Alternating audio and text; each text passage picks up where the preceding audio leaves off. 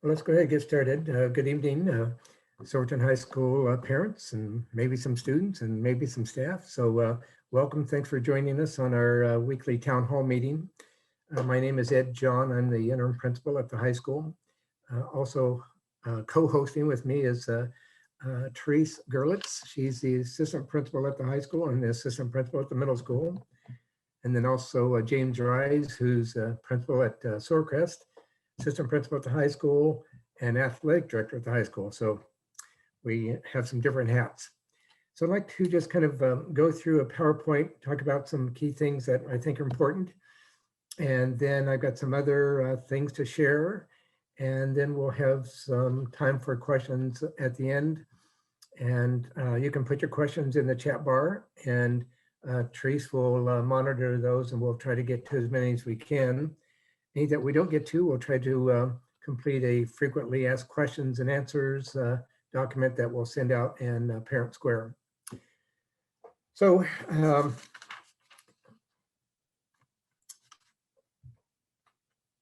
reopening, the kind of the timeline, at the beginning of the year, it was kind of feeling like we were going to be in CDL for the year because of the metrics the way it was.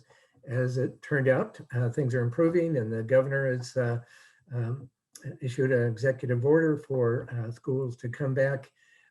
We're well below the metrics, and so the district's bringing back students in hybrid, and starting with K-5, and then 6 through 8, and then high school on April 6th, which is a Tuesday. So we're working hard to be ready for that. So right now we're in Q3, and the last day for CDL is April 2nd. And then the hybrid begins on the 5th, which is actually a Monday. So the first day for classes would be Tuesday the 6th. And we're in cohorts. Cohort A is A through K, and they're Tuesday, Thursday. Cohort B is L through Z, and they're Wednesday, Friday.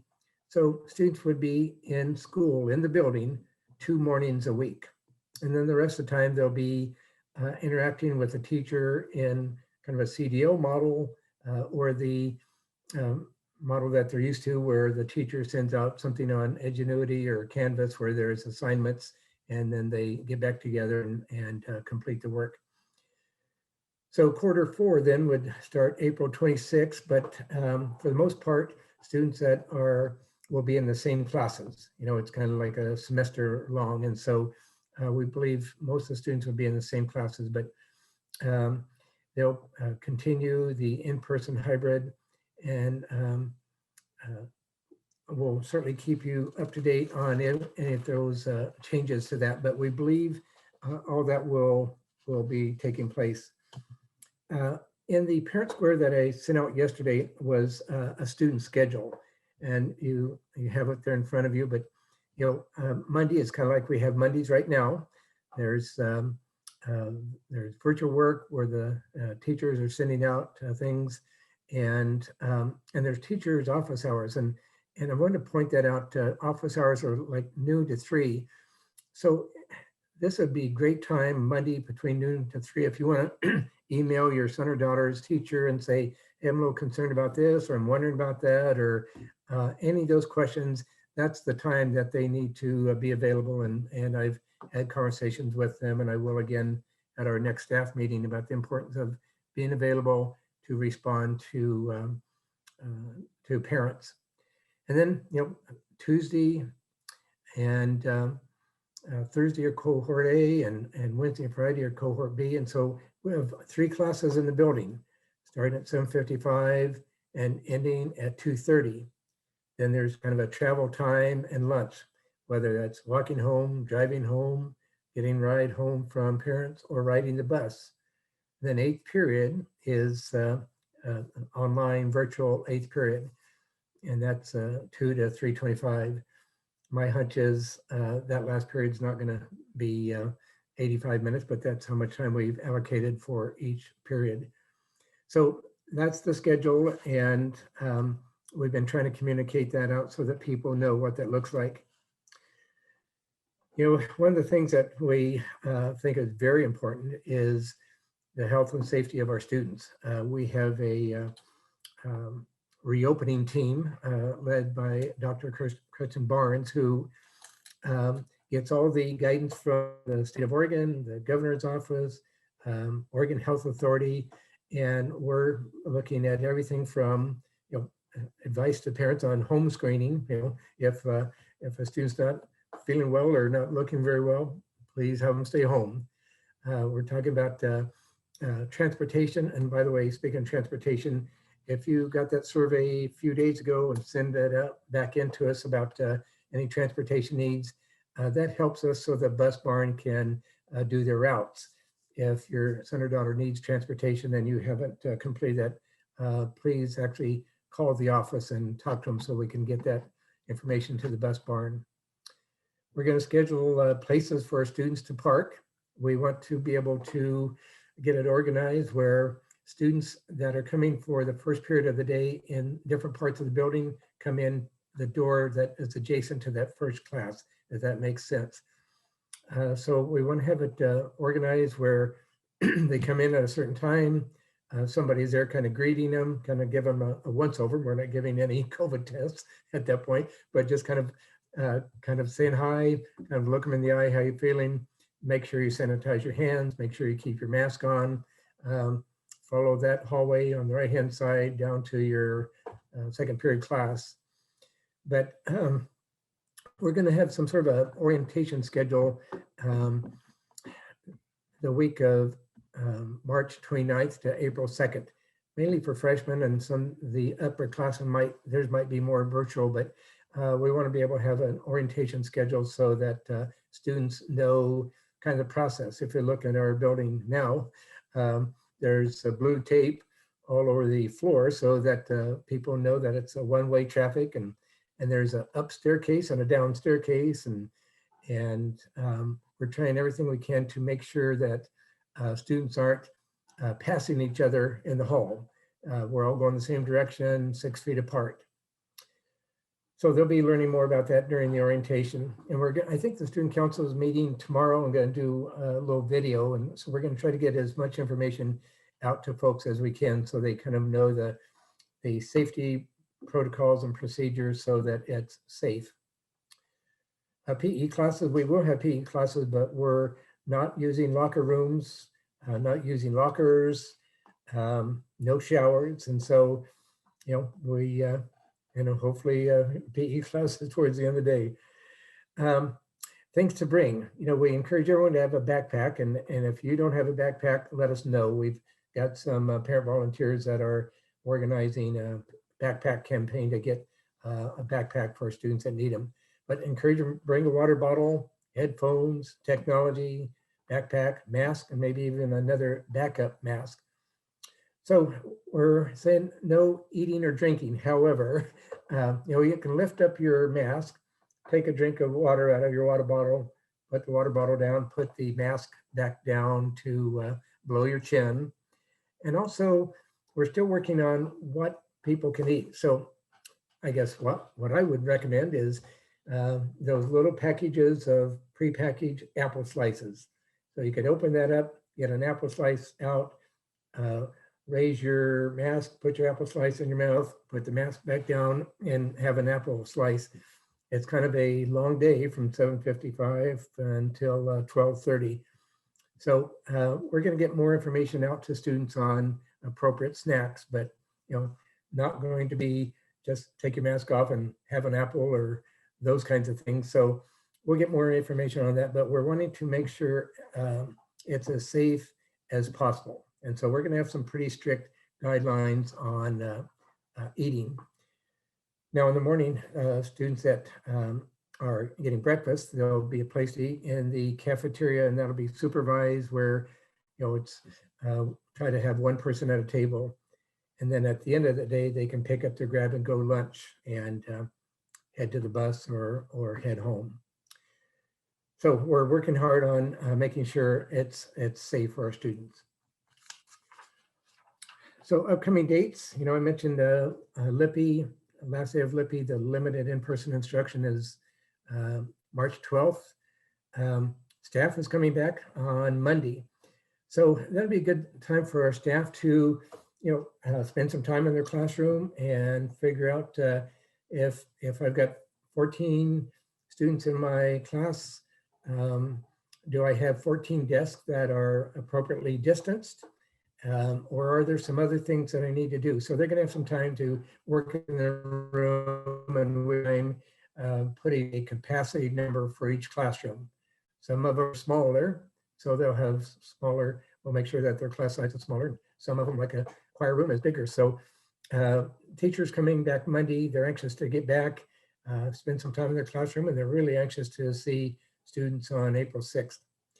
So as I mentioned, the orientation week for students is kind of to be determined, but it's sometime that week of March 29th to April 2nd.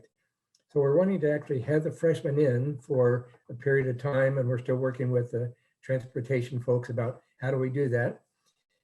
And then for the upperclassmen that know the building, theirs might be a video or something virtual. We haven't worked on that yet, but we'd like to firm that up so we can get that out to you hopefully just before spring vacation.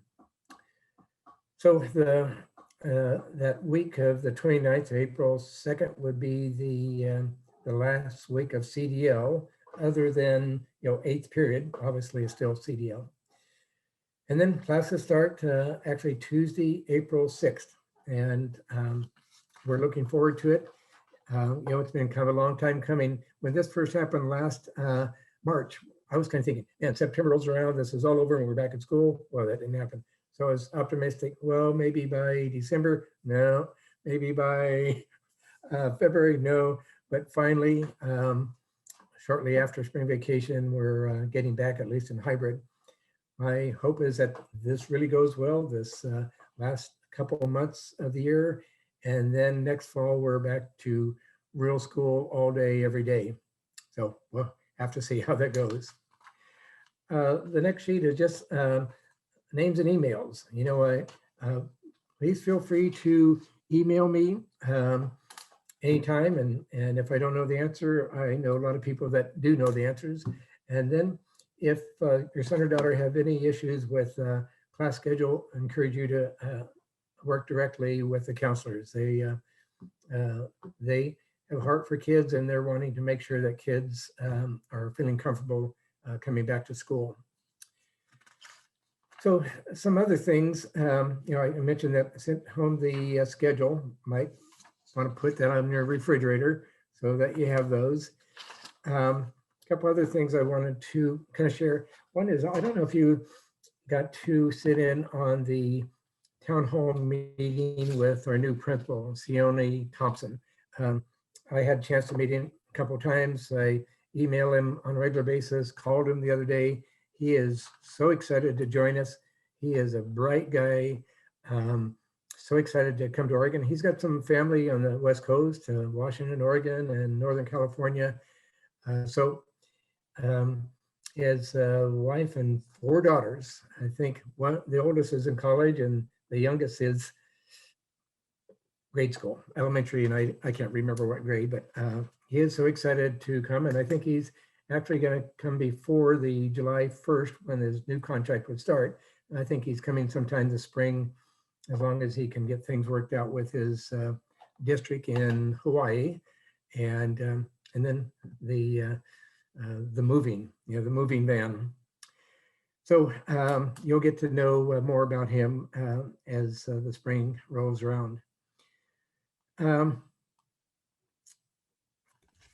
Hey, Ed, I'm going to just jump in here really quick while you're looking through your notes. And we are coming here close to the end of the information that we have to present. And so if you do have a question about our procedures and what it looks like in the classrooms, or, if your student takes meds at school, actually, I can just answer that one now. But if you have some of those questions, now would be the time to type those in the chat, please. Yeah, and I mentioned kind of screening, it's not a formal screening, but somebody is going to be at each door, greeting each student, making sure they have their mask on, make sure they sanitize their hands. We've got those pump sanitation stations all over the building. But if, we encourage anyone who's not feeling well, feeling under the weather, to stay home. If they come to school and get sick, we bring them down to the health room. We have a nurse on staff. Someone's going to look at them. We're not going to be not going to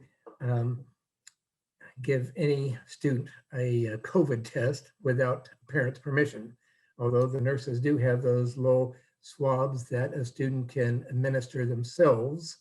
But we're going to make sure we connect with the parents before anything is done with those. But we do have the capability, if a parent says, yeah, go ahead and have them do that, and we'll process the little swab and go from there. So Trace, see some other questions we should take a stab at? Yep, I'm just grabbing that information for Chris and Sarah. Okay. And while I'm waiting for that, Eliza has typed in there, will students be given schoolwork during the 3 days they aren't receiving live instruction? And the answer to that's yes, students will be receiving instruction 5 days a week. And back in the beginning of the year, we used the term synchronous and asynchronous, with synchronous being those live Google Meets, or now in hybrid would be those on-site days. And then asynchronous would be the days when you are at home. And the expectation would be that that students are still logging in on those days and completing assigned work. I know that that's a very common conversation among the teachers at the high school, is that due to instruction that was lost during the ice storm and different things, that they are very, very motivated to look at their course calendars and still make sure that your students are getting access to the schooling for all of those classes. And so it's going to be more important than ever that students are attending their classes and then logging in on those off days to make sure that they're completing all of their work. And I'm going to try to reinforce that, obviously, with the teachers, that we're having some sort of instruction 5 days a week. And it could be Canvas or Edgenuity or an email, or in some cases, with like 8th period, it's like a Google Meet. But also, when I communicate to students, I think I'm going to do a video tomorrow. I'm going to reinforce with them that, third quarter and fourth quarter are only 7 or 8 weeks long. We've got a lot of material to, I don't know if cover is the right term, but a lot of material to make sure that we present to them so that they're ready for the next level. If they're in geometry, we want to make sure they're ready for algebra 2, whatever it is. So I know some students have gotten jobs. I guess my party line to them is, right now, high school is your job, and we need you here. We need you to be successful and be here and engage. So it's kind of a crunch time when we're just down to 7 or 8 weeks for third quarter and 7 or 8 weeks for fourth quarter. Okay, and just to reiterate something that Mr. John had said earlier, was that the office is putting together a mailer that will become, you can expect to find in your mailbox next week, or after all this virtual communication all year, you finally get to have some papers to hold in your hands and take a look at. And one of those pieces will be a map of the building and where students can enter, and those different parking places, and those all of those logistical pieces for students. So definitely look for that in the mail next week. Colette, the last day of school, I do know that graduation date has not changed. That's June 10th. And I do know that spring vacation has not impacted, but the last day of school, I think tomorrow morning at a principal's meeting, the superintendent's going to make some announcement about that. But the latest I heard was that's still being determined.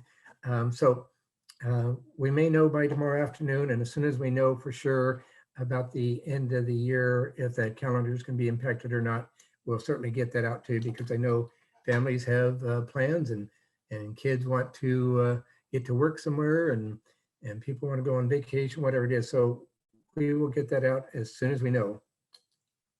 And we would encourage families, if they do have input, that is a decision that's made and voted on by the school board. And those meetings are live streamed on Monday evenings. So if that's something that you'd like to be a part of, then go ahead and make sure and check those out.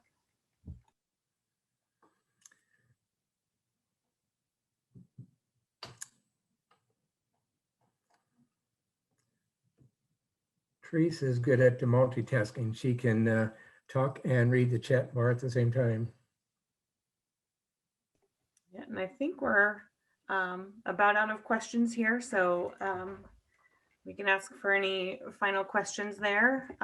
Otherwise, we will get this closed and let you go out for a final walk before it gets dark and enjoy the nice, cool air this evening. Mr. John or Miss Gerlitz, you want me to chime in kind of on athletics or? Sure, please do. That'd be Thanks, great. Jamie. So in fact, I just saw that Leslie just asked about clubs as well. So this is a good segue there. So we are, with our guidance that we are under at this point, we are now allowed to have groups for our activities and athletics come back into the buildings. So that will be a club to club or activity to activity decision based on that supervisor. But yes, we are able to meet in person again inside the building. So those meetings, I would guess, will start to happen over the course of the next few weeks, especially with our students coming back to the building as well. The other thing that I did want to share out and touch base about tonight was, I'm sure many folks are aware that the OHA released some new guidance Wednesday evening regarding fans at athletic events. And I can tell you that we're in the process of putting together a plan to see what it would look like to bring fans back to our home events. We have not released that plan yet to anybody, but when the time comes that we have that plan in place and we feel good about that, we will share that out through our website, through our teams, through our parents, and we will make sure that folks know what that plan looks like.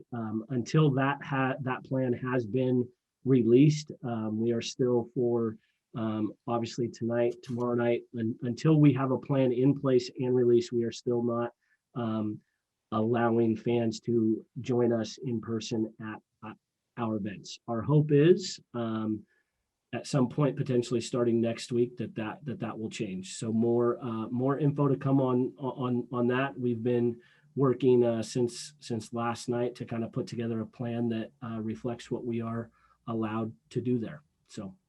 Okay. Thanks, James. Well, I think I'll call it a night on this. This meeting has been recorded, and the recording will actually be posted tonight.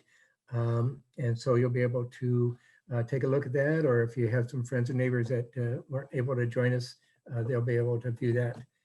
And again, I tried to Tuesday or Wednesday, send out something on Parent Square. Yesterday was Wednesday, I sent out something. And then Thursday have our town hall meeting. So my goal is to have good communication with you. And during these difficult times, it's going to take us all to kind of pull together and get through it and support our kids. So thank you for all your help and support and patience, and take care. Have a good evening.